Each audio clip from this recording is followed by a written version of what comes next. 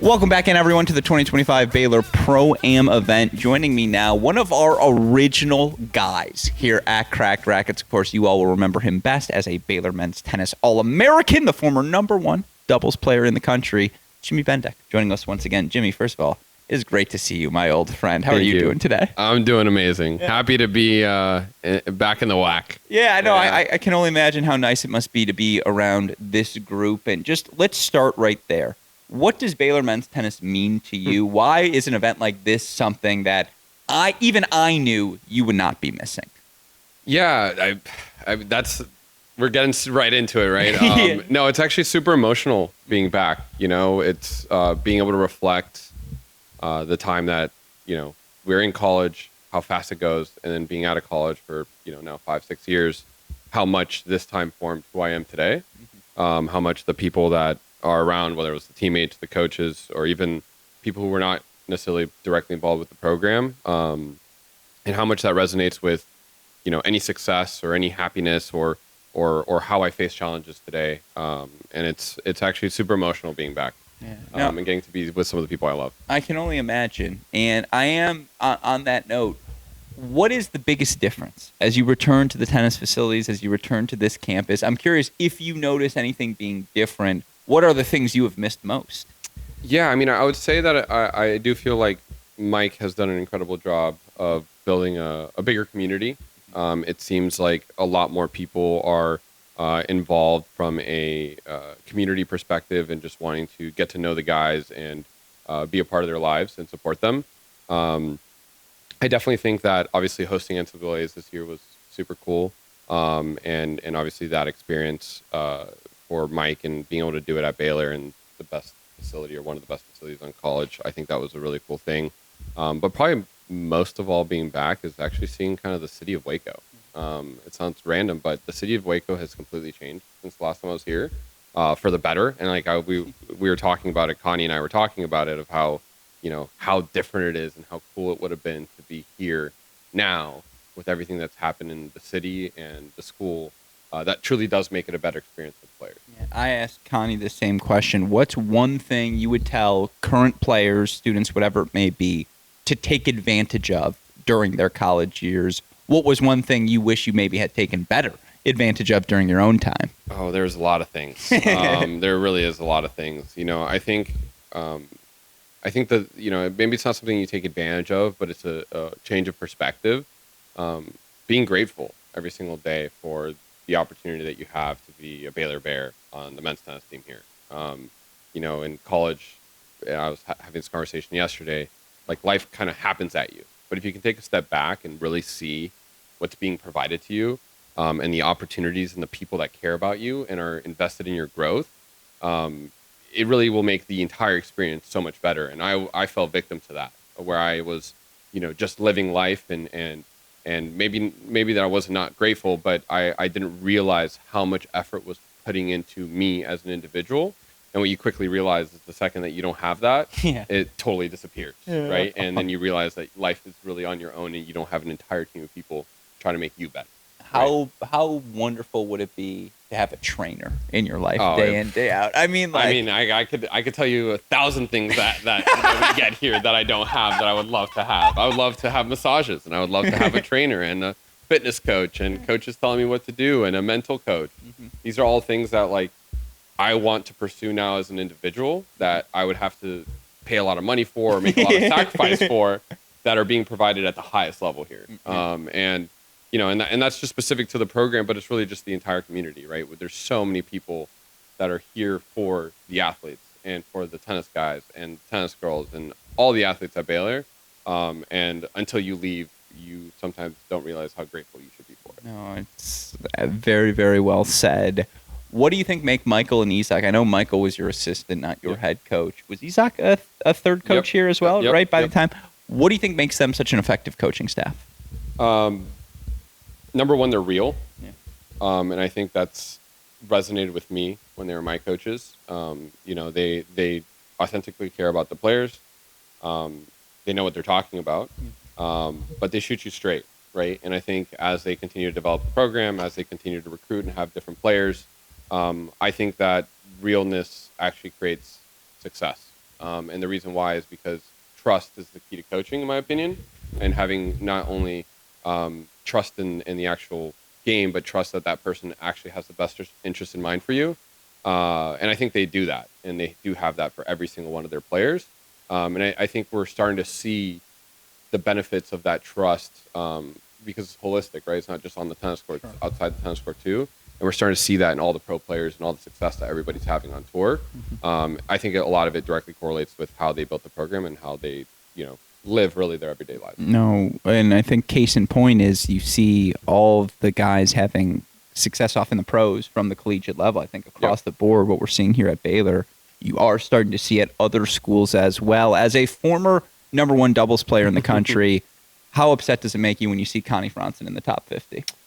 It sounds kind of crazy, but it really doesn't make me upset. I love to see Connie at the top of the tennis Do you game, follow honestly. him like all the results closely? I watch most matches. Yeah, I have followed Connie pretty closely since he left college. I resonate with Connie because I felt like I had a little bit of an underdog story, and I didn't get to live my dream of being a successful pro tennis player.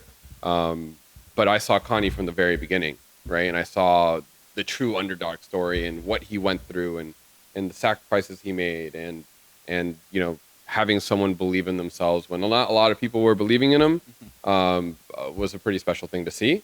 And it's something that I'm glad I have gotten to be a very small part of his journey and seeing his success. No, it's so cool to see. And your peer group more broadly, again, you graduated in 2020, and you look at the amount of players since then, like in this half decade, who have played college tennis, who have gone on to not only be top 100 doubles players, but top 100 singles players as well. Did it feel that good in the moment? Like when you see all of these guys, I mean, pick a name out of a hat. Fernley was around by your last season, and I know Sheldon's a little younger than Cam you. Norrie. Cam Norrie, of course. Like my arch rival. Rinderknecht, you might have played once or twice. Vashro. Vashro, all these guys. What do you make when you see it? Like, just what is the outside perspective? I'm curious. Like, I'm proud of these guys. I'll say the Cam Norrie, for example. Like, Cam Norrie and I did not like each other in college. Right? There's no hiding it. Yeah. But at the end of the day, they're doing what everyone wants to do, and and the amount of sacrifice, the amount of belief, and the amount of effort it takes to get there is something that I can only respect, and I can only be happy for them. I want everyone to be successful at the end of the day, And you text me same things. Yeah. I'm being dead serious, folks. You're a huge supporter. You're just a good guy. I really do love seeing these guys. Vashro is a great one. I think he's one of the last guys, maybe the last guy I played in singles ever in any tennis match. And, it was kind of a close match, and I was not even trying to play singles. And I was just kind of rolling out there. Yeah. And seeing him develop and seeing, and obviously Rinderknecht as well, we played them all the time, saw them all the time. It's super special to see because I think what's more important to me about it is if you really believe and if you really have the discipline and, you're a decent human, you can pretty much accomplish anything in life. And I think Connie's a great story. And all those guys that we just mentioned, they had to have these things to get to where they want to go. Yeah. And I respect the crap out of that. Yeah, no, it's so cool to see. It's made my job that much more fun. Certainly. Last few questions for you. Yep. What is one thing a fan tuning in today can do to support this program that you don't think they do enough of? Whatever it may be. Yeah, I think number one is showing up to matches, right? I think nothing creates a better atmosphere or better experience than going out there on game day and having people support you. At least that was my favorite part of it all. Right. It's our version. It's our little Super Bowl every Saturday or every Friday whenever we're playing. And it's something that's actually exciting and something that people can follow. Right. So I think number one is showing up to matches. Number two is actually getting to know who the people are. And I think, looking back at my time at Baylor, right, and following Baylor sports, it's amazing how much more interested and how much more excited I was to watch things when I knew about the people that were playing. Sure. Right. And naturally, it happened because I was a student athlete here and there, fellow student athletes. Yeah. But as I've continued to be a Baylor fan, doing that extra step of where is this person from? What type of person are they? Who are they? And then getting to kind of digest that and then see them perform makes it a lot more exciting. So I would say those are the two things: is showing up, and number two, like really actually spending 5 minutes of your day to understand who you're watching. Yeah, they used to call you the Ekbe Udo of the men's tennis team, if I remember correctly. No, couldn't agree more. And I always say it in tennis, true or false, you hear every word being spoken in the crowd. Yes. Yeah, like 100%. Every word. Yes. And so that's... And especially if you know who's talking. Yeah, exactly. And so there's nothing more valuable as a sports fan than being a college tennis fan, when your presence will certainly be felt. That's again, true, by the way. Yeah. I would say, I'll add that and I would say that to all my friends, like, I know this because I did it. Yeah. Right? Like, you can actually influence the outcome of matches. For sure. Probably more than any other sport in this sport. Mm-hmm. By being a fan. Yeah. And not to say that, you have to be unsportsmanlike or whatever, but energy matters. At the end of the day, you can cheer and you can affect the other person on the court, because tennis is a personal sport and it's a one-on-one sport. Yeah. It makes a huge difference. No, I so thoroughly agree. And again, that's why that's why we gravitate towards this sport. That's why it's always great to be around. I will ask our intern, bring out the phone, because I've got a question for Jimmy for you to record that I know you will enjoy. We're having some fun here. Again, we've got all the alums here today. I love it. Let's keep going. And you'll look at his camera as you answer this question. I need to interview every once in a while. You had a lot of teammates during your time at Baylor. God. Who is the teammate you would least like to date your sister, and why? Do I really want to? We've got a lot of Devin Badenhorst for the current team. He's been thrown under the bus. Who would I least like to date my sister, and why? I think most like is probably Will Little. Like, Will Little just seems like a great guy. Will Little, he could marry my sister. Yeah, he's fine. He's the man. You'd be Jimmy Little. It would probably be some crazy tea, dude. It would probably be Vincent Schneider. Okay. Yeah. Connie, are you making an approving or disapproving face in the background? Somewhere in between? Yeah. Jimmy's probably high on the list for the others. I don't know where I would be on that list. And why? I think why is because he just has a generally more aggressive personality, at least when we were in college. That would be why. Hey, man. I hope this goes nowhere. Yeah. That's the team we were looking for. I like that. Although I do like Vince. No, I like that. Well, again, for my last question to you, just again, what does the Baylor alumni mean to you to have an event like this? What does it mean to you? What message would you give to any Baylor alums, any Baylor fans tuning in? Yeah, it means the world to me. I mean, number one, I get to be with my best friends and my family, right? Like, I think Will Little is someone who's coming in here shortly. Like, I talk to him once a week, and something I kept, obviously, Connie and Mike and some of the mentors.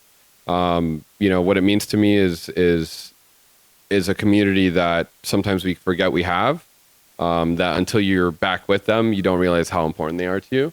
And I feel that every time I'm here. I feel like I've done a good job of reminding myself of how important the people in this community are to me. But life is life, and life is tough to keep up, right? And making that extra time and space for Baylor tennis and Baylor as a whole, I think is something that I'll do for the rest of my life. Well, no, these relationships will carry forever. I love to hear that.